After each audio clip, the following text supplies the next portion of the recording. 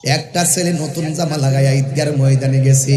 ঈদগার ময়দানের পাশে একটা ব্রিজ, ব্রিজের কোনায় দাঁড়াইয়া দাঁড়াইয়া ফুফাইয়া ফুফাইয়া কাঁদতেছে। আমি তো খতিব, আমি তারে জিগাইলাম, কিরে নতুন জামা গায়ে লাগাইয়া ঈদের নামাজটা পইরা এই জায়গায় দাঁড়াইয়া দাঁড়াইয়া কেন চোখের পানি ফেলাইয়া ফেলাইয়া কান্দ? ওই ছেলেটা আমার ডাক দিয়ে হুজুর, গত ঈদের মধ্যে মারে সালাম করে ঈদগার মধ্যে আসছি, এবার ঈদগার মধ্যে মারে সালাম করে আমি ঈদগায় যাইতে পারি নাই গো। আমি বাড়িতে কারে যায় মা গইয়া ডাক দিব, আমি কারে যায় সালাম করু?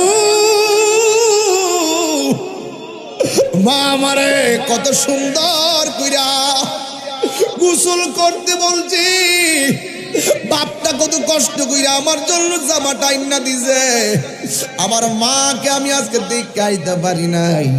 আমি কেমনে সহ্য করবো গো, কেমনে সহ্য করবো, কেমনে সহ্য করবো? জান্নাতের চাবি আমার মা,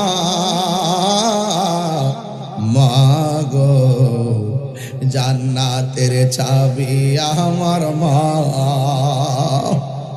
মা যার বেঁচে নাই তার মতো দুঃখী নাই, মা যার বেঁচে নাই তার মতো দুঃখী নাই।